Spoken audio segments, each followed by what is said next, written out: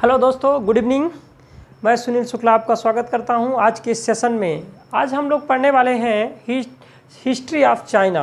मतलब हमारा जो ऑब्जेक्टिव चल रहा है, जो सीरीज चल रही है, हम लोग एक केस स्टडी पर काम कर रहे हैं। ये जानना चाह रहे हैं कि मतलब इंडिया कैसे सुपर पावर बन सकता है या इकोनॉमिक पावर बन सकता है।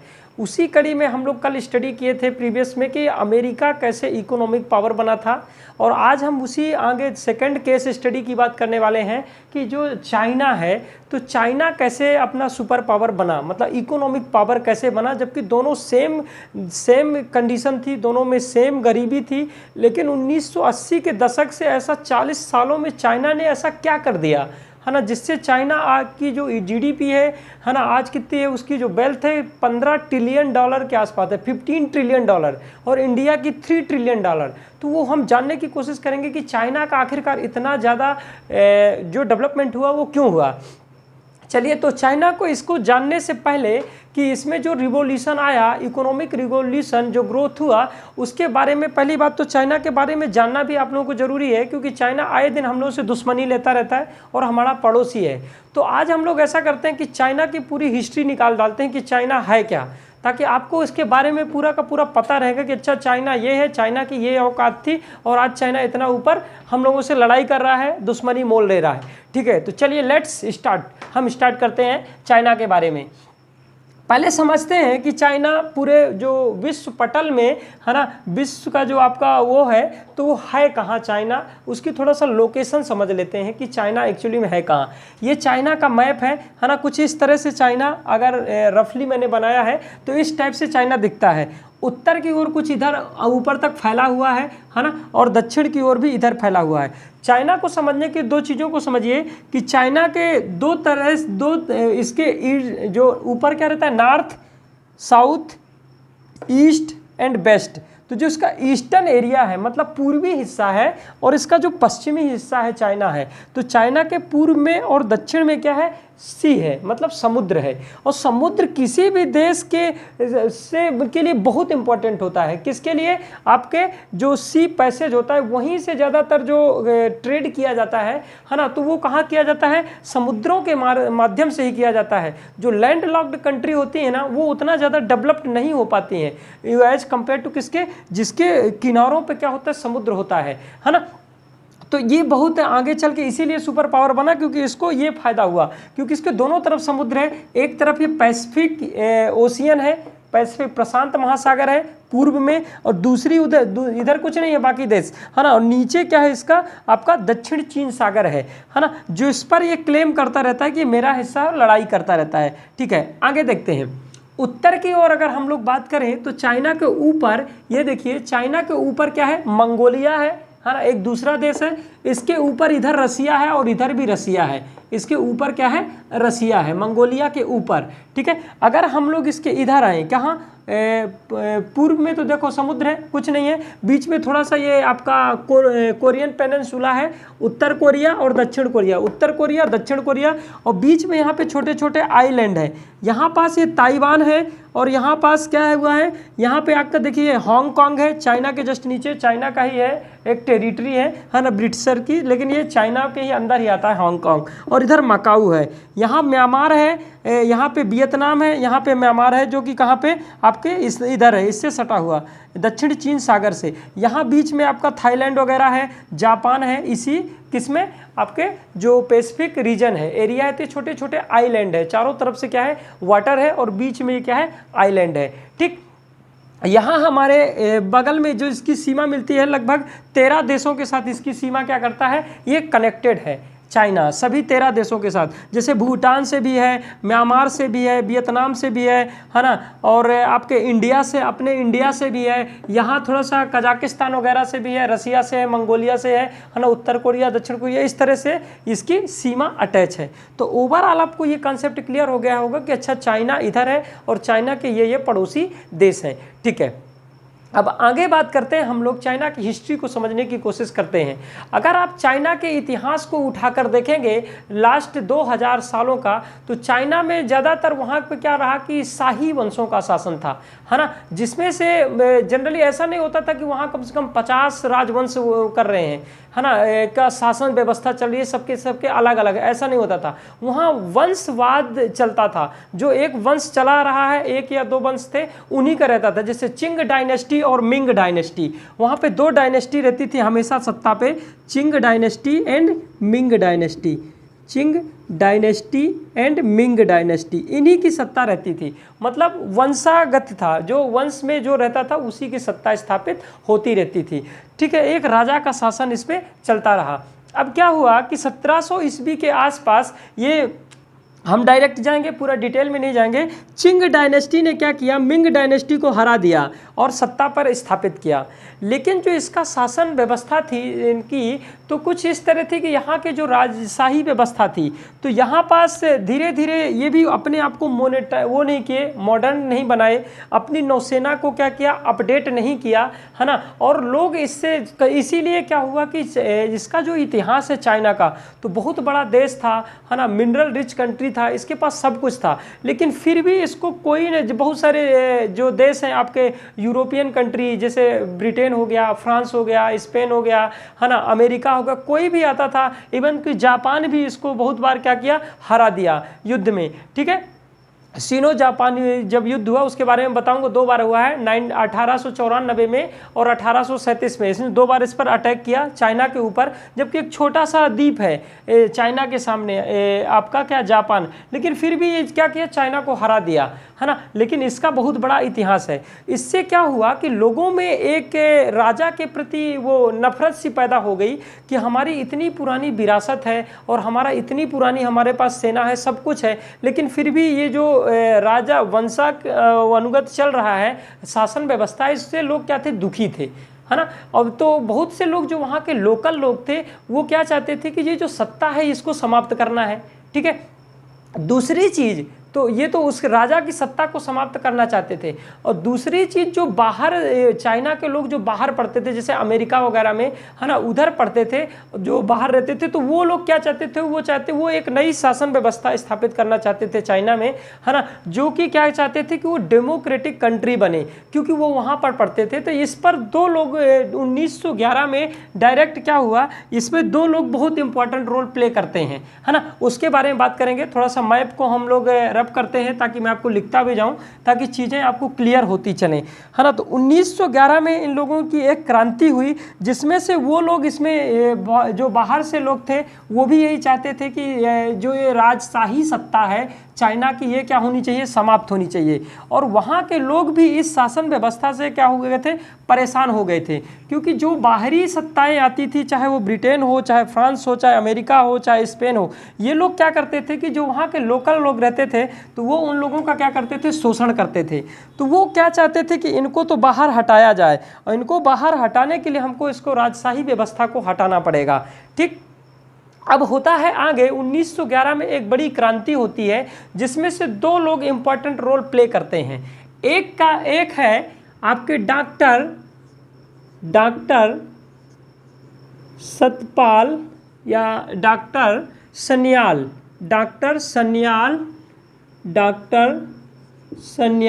सेन, है ना। एक ये अमेरिका से पढ़कर आए थे, ये डॉक्टर थे मेडिसिन के, और दूसरे थे जो उस टाइम पे वहाँ पे आपके क्या बोलते हैं, चाइना में वहाँ की चाइना के लोगों को एकत्र किए, युआन दूसरे कैंडिडेट थे, युआन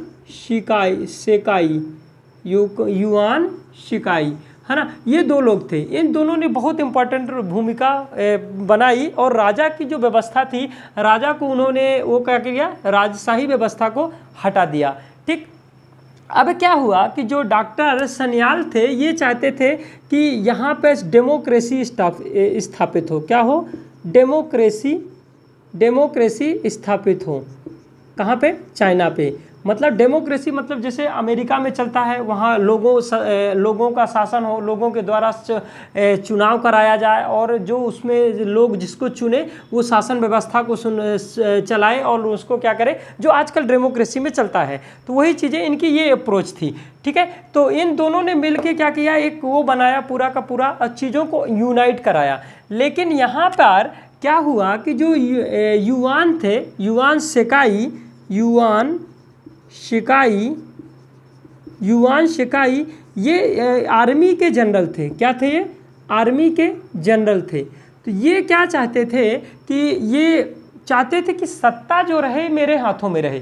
ठीक है, तो ये घटना जो थी ये 1911 की घटना थी, है ना। 1912 में क्या हुआ कि ये जनरल असेंबली वहाँ पर चुनाव कराए गए, है ना, और वहाँ पे ये एक सरकार बना दी गई। ठीक, अब यहाँ पे क्या हो रहा है कि युआन शिकाई ये चाहते थे कि जो सत्ता रहे वो मेरे हाथों में रहे, मतलब जो प्रेसिडेंट बनाया जाए, राष्ट्रपति बनाया जाए, वो किसको बनाया जाए? मुझे बनाया जाए। किसको? युआन शिकाई को, जो कि क्या थे? आर्मी चीफ थे। ठीक है, इस चीज़ को देखते हुए जो डॉक्टर सन्याल थे तो उन्होंने सोचा कि देखिए इसके पास तो पूरा पावर है, क्योंकि जो आर्मी का जनरल है तो यही है, आर्मी की ताकत इसी के पास है। अगर मैं इसको मना करूंगा तो इससे क्या होगा? मेरा देश फिर से क्या हो जाएगा? दो टुकड़ों में टूट जाएगा, है ना, या फिर से गृह युद्ध की परिस्थितियां डेवलप हो जाएंगी। तो उन्होंने बोला कि चलिए ठीक है, आप ही प्रेसिडेंट बन जाइए, कोई बात नहीं है। अब क्या होता है, जब इसको प्रेसिडेंट बना दिया गया, है ना, तो 1915 में 1950 में पुनः क्या हुआ कि पुनः जो युआन शिकाई थे, युआन शिकाई, ये अपने आप को पुनः राजा स्थापित कर दे, राजा घोषित कर दिया, पुनः राजा घोषित कर दिया, राजा घोषित कर दिया। तो लड़ाई ही इसी चीज़ की चाइनीज लोग कर रहे थे कि हमको जो राजशाही व्यवस्था है उसको क्या करना है? मिटाना है ना। और ये फिर से अपने आप को राजा घोषित कर दिया। इससे क्या हो गया कि वहाँ के लोगों में क्या हो गया? एक मतभेद पैदा हो गया। जो बहुत लोग थे कि जो युआन शिकाई को चाहते थे तो उसको सपोर्ट करते थे, और बहुत लोग क्या हुए? युआन शिकाई के विद्रोह में आ गए कि नहीं, हमको तो राजशाही व्यवस्था चाहिए नहीं है, अब तुम क्यों राजशाही व्यवस्था कर रहे हो, है ना। आर्मी का शासन कंट्रोल इसके हाथ में, तो अपने आप को राजा घोषित कर दिया। तो फिर से चाइना क्या हो गया? दो टुकड़ों में विखंडित हो गया। ठीक, अब जो लोग डॉक्टर सन्याल सेन के वो थे, है ना, इन पर चल रहे थे, इनके कहने के अकॉर्डिंग, तो वो लोग क्या करते थे? इनका विरोध कर रहे थे। तो इन लोगों को मार मार के भगा दिया गया, है ना। तो ये लोग जाकर क्या किए? ये यहाँ से तो दूर चले गए, है ना, थोड़ी देर के लिए क्या हुए? दूर चले गए। कहाँ पास भाग गए? ये जो उसका आप लोग जो आज का वो ताइवान देखते हो ना, आज का जो ताइवान देखते हो, ये वही ताइवान है जो नेशनल डेमोक्रेसी चाहते थे, जो पार्टी चाहती थी, है ना, डॉक्टर सन्याल सेन के द्वारा। तो जो लोग वहाँ पे इसको चाहते थे कि डेमोक्रेसी स्थापित हो, है ना, तो वो लोग क्या थे? वही लोग जाकर के जहाँ कहाँ पे बस गए? ताइवान पर, है ना, और इनका क्या किए? विरोध हो गया। तो यहाँ पे क्या हो गया कि युद्ध की माहौल क्रिएट हो गया। क्या हो गया? युद्ध का माहौल क्रिएट हो गया, है ना। अब फिर से ये सब लड़ाई झगड़ा होने लगा। अब इसी तरह आगे आगे धीरे धीरे कुछ दिन बाद इसकी क्या हो गई? जो ये था युआन शिकाई, इसकी क्या हो गई? इसकी मृत्यु हो गई 1916 में। 1916 में इसकी मृत्यु होने के बाद क्या हो गया कि अब शासन की बागडोर ही नहीं है किसी के हाथ में, है ना, क्योंकि कोई शासन प्रशासन चलाने वाला ही नहीं है। तो यहाँ पे क्या हो गया कि चाइना में एक भगदड़ मच गई। हर कोई अपने हाथों में शासन व्यवस्था लेना चालू कर दिया। मतलब बोलने लगा कि जो बाहुबली था वही क्या करेगा? अपने कुछ सीमाओं तक क्या करेगा? अपनी सत्ता चलाएगा, है ना। उसको क्या बोलते हैं? वारलाट्स। मतलब बहुत सारे वारलाट्स पैदा हो गए, है ना, जो कि अपना अपना तानाशाही चलाते थे। ठीक है, और क्योंकि प्रशासन तो बचा नहीं, क्योंकि ये खत्म हो गया। 1921 में क्या होता है? इस दौरान इसी टाइम पर क्या चल रहा था कि जो रसिया था, तो रसिया में तो ऑलरेडी आपका कम्युनिस्ट विचारधारा की सरकार चल रही थी, है ना। कम्युनिस्ट विचारधारा की सरकार चल रही थी रसिया में, है ना। अब क्या हुआ कि जो कम्युनिस्ट विचारधारा को लोग चाहते थे, तो 1921 में 1921 में सीपीसी की स्थापना कर दी गई चाइना में, है ना, Congress communist party of China, है ना, जिसके आजकल जो हेड हैं वो कौन है? आपके शी जिनपिंग। तो इसकी स्थापना कब हुई? 1921 में। मतलब बहुत से लोग थे जो कि इस विचारधारा पर प्रेरित थे कि कम्युनिस्ट होना चाहिए, है ना। कुछ अब यहाँ पे लोगों के मतभेद चेंज हो गए। कुछ लोग ये चाहते थे कि वो डेमोक्रेसी चाहते थे, डेमोक्रेटिक विचारधारा पर, जो कि डॉक्टर सन्याल सेन को चाहते थे। और कुछ लोग जो थे वो क्या चाहते थे? वो कम्युनिस्ट विचारधारा थे, जिसको सपोर्ट कौन करता था? आपका ये सपोर्ट करता था क्या बोलते हैं, रसिया।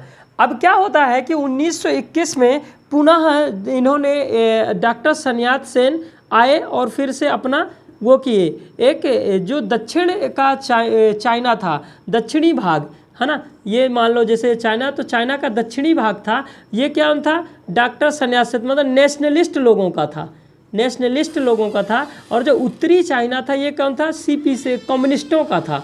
किसका था, कम्युनिस्ट विचारधारा वालों का था, है ना। तो इनमें दोनों में क्या हो गया, झगड़ा स्टार्ट हो गया, है ना। मतलब देश दो टुकड़ों में बट गया, एक उत्तरी चाइना और एक दक्षिणी चाइना। उत्तर चाइना ज़्यादातर किसके कब्जे में रहता था, उत्तर चाइना रहता था कम्युनिस्टों के कब्जे में, मतलब कम्युनिस्ट विचारधारा वालों के, है ना, सीपीसी के उसमें। और जो दक्षिणी चाइना है वो नेशनलिस्ट के उसमें रहता था, है ना, जो कि डेमोक्रेसी चाहता था, जिसको अपन लीड कौन कर रहे थे, डॉक्टर सन्यात सेन लीड कर रहे थे। अब क्या होता है, इसी कड़ी में 1925 के आसपास इनकी डॉक्टर सन्यात सेन की क्या हो जाती है, डेथ हो जाती है ना। किससे, कैंसर की वजह से, है ना, कैंसर था इनको, तो जिससे क्या हुआ, इनकी डेथ वो हो जाती है, डेथ हो जाती है। तो 1925 के में इनका एक जनरल था जिसका नाम था चियांग काई शेक। क्या नाम था इसका, चियांग काई शेक। बहुत ही इंपॉर्टेंट रोल प्ले करता है 1926 से 1926 में।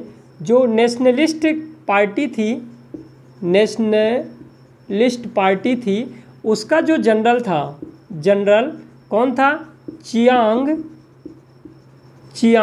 Kai Shek.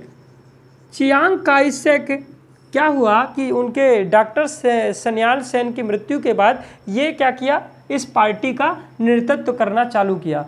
इन्होंने क्या किया कि 1926 को जो दो भागों में चाइना बटा हुआ था, एक तरफ क्या था कि जो उत्तरी चाइना था, ये उत्तर वाला चाइना था, है ना, ये उत्तर वाला चाइना था नॉर्थ का। यहाँ पे क्या थे, वारलॉर्ड्स मतलब वो लोग जो कि मतलब अपनी सत्ता चलाते थे, बहुत से छोटे छोटे टुकड़ों में बटे हुए थे, है ना। तो दूसरी तरफ इनका ये दक्षिण भाग में क्या था, नेशनलिस्ट थे, नेशनलिस्ट शासन व्यवस्था थी, है ना। तो यहाँ पे क्या किया, चियांग काई शेक ने अपनी पूरी सेना को एकत्रित किया 1926 में, 1926 में, और एकत्रित करके पूरे उत्तर जो चाइना था उधर क्या किया, हमला कर दिया। और पूरे जो वार लॉर्ड्स थे उन सबको हरा दिया, और पूरे चाइना को क्या कर दिया, पूरे उसमें कर दिया, किसमें, यूनिफाई कर दिया, ठीक है। लेकिन फिर भी बहुत सारे जो वो कम्युनिस्ट पार्टी के विचारधारक लोग थे, सीपीसी के कम्युनिस्ट वाले, वो इनका क्या करते थे, विरोध करते थे। यहाँ पे एक बड़ी घटना घटित होती है ना, कि ये जितने भी कम्युनिस्ट थे तो नेशनलिस्ट से डर करके आगे भाग गए, कहाँ पे, बहुत दूर चले गए, यूनान, है ना, यूनान बोल रहे हैं, सॉरी, पहाड़ों पर चले गए, ऊपर जो ये उठा हुआ एरिया था चाइना का, है ना, बहुत ऊपर चले गए। इसको लगभग मान के चलिए कि 10,000 है ना, वो किलोमीटर की इन्होंने यात्रा किया था, है ना। और इसीलिए इसको जो कम्युनिस्ट पार्टी है ना, इसको बोलती है लॉन्ग मार्च। क्या बोलती है, लॉन्ग मार्च। और इसी को कम्युनिस्ट पार्टी ऑफ चाइना वाले बोलते हैं कि यही एक्चुअल रिवॉल्यूशन था, जो चाइना का रिवॉल्यूशन था। तो ये इसी को मानते हैं, क्योंकि जितने भी कम्युनिस्ट लोग थे तो वो अपना पूरा सामान उठा के, अपने पूरी मिलिट्री, अपना जितना भी हथियार था सब कुछ लेकर यहाँ से मेन लैंड ऑफ चाइना से कहाँ पे चले गए, जाकर के पहाड़ों में बस गए, ठीक। लेकिन उनकी विचारधारा, और इसको लीड कौन कर रहे थे, इसको लीड कर रहे थे माओ जेडोंग।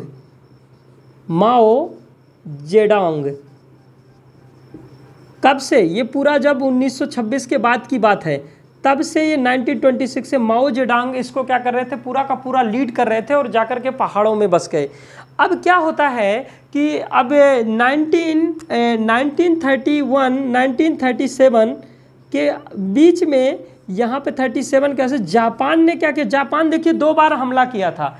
एक बार कब किया था, 1894 में जापान क्या किया कि इस पर हमला कर दिया चाइना पे, और चाइना को बहुत मारकूट किया, बहुत अथरा पथरी मचाया, सब लूट लाट के अपनी सत्ता स्थापित की, है ना। और यहाँ पे फिर से इसने क्या कर दिया, बहुत सारा हिस्सा 1937 में फिर से अटैक कर दिया, है ना, 31 से लेके 37 के बीच में।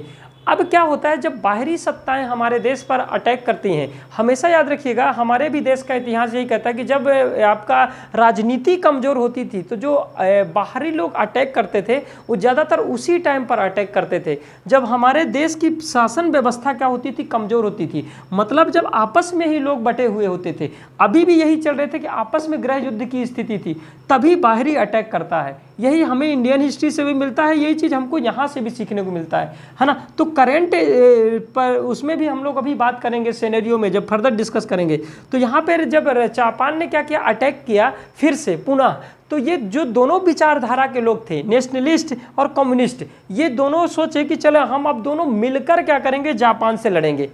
ठीक, अब जब ये दोनों मिलकर जापान से लड़ेंगे तो जापान से लड़ रहे थे तो नेशनलिस्ट ने सोचा कि ठीक है जे उससे रसिया हमको मदद करेगा, है ना। लेकिन रसिया ने नेशनलिस्टों को मदद ना करके किसको मदद किया, कम्युनिस्ट विचारधारा वाले लोगों को, है ना। और तो यहाँ पर क्या होता है इससे कि जब जापान के वो था जापानी अटैक किया और 1945 में क्योंकि जापान की हार हो गई, है ना, तो वहाँ से पूरी की पूरी शासन व्यवस्था नेशनलिस्टों के हाथों से हटकर किसको मिल गई, इसको मिली, कम्युनिस्टों को मिली। क्यों, कम्युनिस्टों के देखो नेशनलिस्ट के ख़त्म होने के पीछे बहुत सारे कारण थे, और जो ये थे कम्युनिस्ट थे उनके सत्ता में आने के पीछे कई कारण थे। नेशनलिस्ट इसलिए ख़त्म हुए कि जब ये इम्पोर्टेंट उसका कारण ये रहा कि जब जापान इस पर अटैक किया था तो वहाँ पे स्कॉच वार टैक्टिक्स अपनाई गई थी। ये क्या होता है, स्कॉच वार टैक्टिक्स के क्या हुआ कि नेशनलिस्टों ने क्या किया कि जब जापानी लोग हमला कर रहे थे तो उस दौरान की स्कॉच वाच जो टैक्टिक्स थी, तो उनका मानना ये था कि हम तो भाग जाएंगे यहाँ से, लेकिन वहाँ की जो संपत्ति है तो उसको क्या करेंगे, सब चीज़ को जला देंगे, और जो वहाँ की नदी है, तालाब है, उन सब पर क्या करेंगे, वो लोग जहर घोल देंगे, है ना। इससे क्या होगा, उनकी विचारधारा ये थी कि जो आने वाले मिलिट्री है जापान की, या वो लोग यहाँ पे कैसे रहेंगे, वो लोग रहेंगे यहाँ पे, खाएंगे पिएंगे तो मर जाएंगे। उससे अपोजिट ये हुआ कि ये इफेक्ट तो वहाँ की जनता पर भी तो पड़ा, है ना, तो वो लोग भी मारे गए, है ना। और बहुत इसको कंट्रोल ना करने की वजह से लोगों में क्या हुआ, बहुत सारा गुस्सा उमड़ गया। तो लोगों ने क्या किया, नेशनलिस्टों का विरोध करना चालू किया, है ना। और वहाँ दूसरी ओर जो कम्युनिस्ट विचारधारा वाले लोग थे, जिसका लीडरशिप कौन करते थे, माओ जेडोंग कर रहे थे, उसको सपोर्ट किसका मिला, रसिया का मिला। क्योंकि रसिया क्या था, रसिया तो कम्युनिस्ट विचारधारा वाला देश था, है ना। और इन जो नेशनलिस्ट थे इनको सपोर्ट कौन कर रहा था, अमेरिका कर रहा था, क्योंकि वो डेमोक्रेटिक विचारधारा वाला था। तो इस टाइप से जाके जब जापान की हार हुई और लोगों ने ना ही सपोर्ट किया नेशनलिस्टों को, है ना, उनकी गलतियों की वजह से, तो इसने जो आपका कम्युनिस्ट पार्टी ऑफ चाइना है, ये फुल फ्लैश में चाइना पे क्या करी, अपनी शासन व्यवस्था को स्थापित की। ठीक है, तो ये रहा यहाँ तक का इतिहास, है ना, कि जो आपकी अभी के टाइम पे चाइना में जो सरकार चल रही है ना, कौन सी, आपका कम्युनिस्ट पार्टी ऑफ चाइना, है ना, जिसके जो अभी के सुप्रीम लीडर हैं वो कौन है, शी जिनपिंग है ना, शी जिनपिंग है ना, इस टाइप से कुछ नाम लिखते हैं, शी जिनपिंग है। तो ये क्या है, अपने कम्युनिस्ट, उसी कम्युनिस्ट पार्टी ऑफ चाइना के क्या हैं, आप आजकल मेन लीडर हैं। ठीक है, तो ये जो अब उस टाइम पे कौन थे इसके मेन लीडर आए 1940, जब ये आज़ाद हुआ 1 अक्टूबर 1949 में, इसमें जो communist party of China finally अपने आप को रिपब्लिक ऑफ चाइना के रूप में क्या कर दिया, रिपब्लिक ऑफ चाइना के रूप में घोषित कर दिया, है ना, कि हम अब रिपब्लिक ऑफ चाइना है और चाइना अब क्या है, स्वतंत्र है। तो यहाँ के बाद से यहाँ के जो सुप्रीम लीडर थे वो कौन थे, माओ जेडोंग, है ना। इनकी जो मृत्यु होती है कब होती है, 1976 में, है ना। तब तक चाइना कोई बहुत बड़ा ग्रोथ नहीं किया इकोनॉमिकली। चाइना में उसी तरह भुखमरी थी, उसी तरह से बीमारी थी, है ना, और उतना ज़्यादा स्ट्रांग देश नहीं था, है ना। बाद में जो इकोनॉमिक इसका डेवलपमेंट हुआ या इकोनॉमिक इसका विकास होता है, तो चाइना की कहानी शुरू होती है डेंग पिन के द्वारा। ये आपका जब इनकी मृत्यु के बाद जो यहाँ का सुप्रीम लीडर बनता है Deng pin,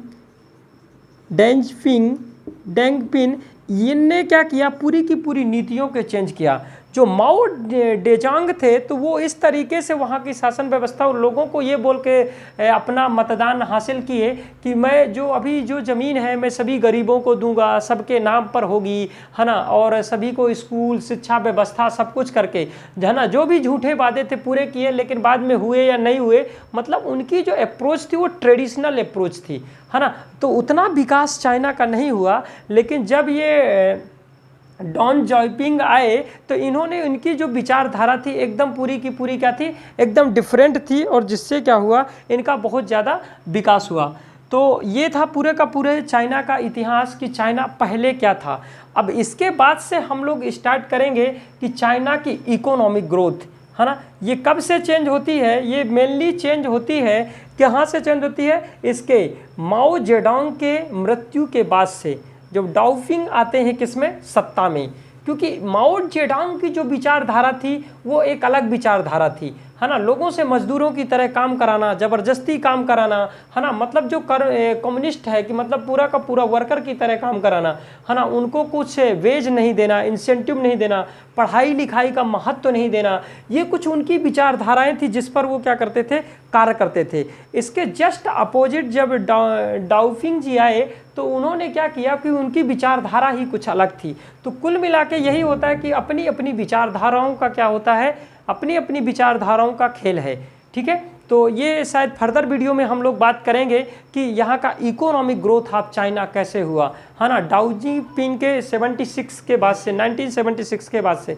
okay, thank you, बहुत बहुत धन्यवाद आप लोगों का। इसी तरह का वीडियो देखने के लिए अपने दोस्तों को शेयर करिए, लाइक करिए, सब्सक्राइब करिए, है ना, और जय हिंद, जय भारत, धन्यवाद। Okay, thank you.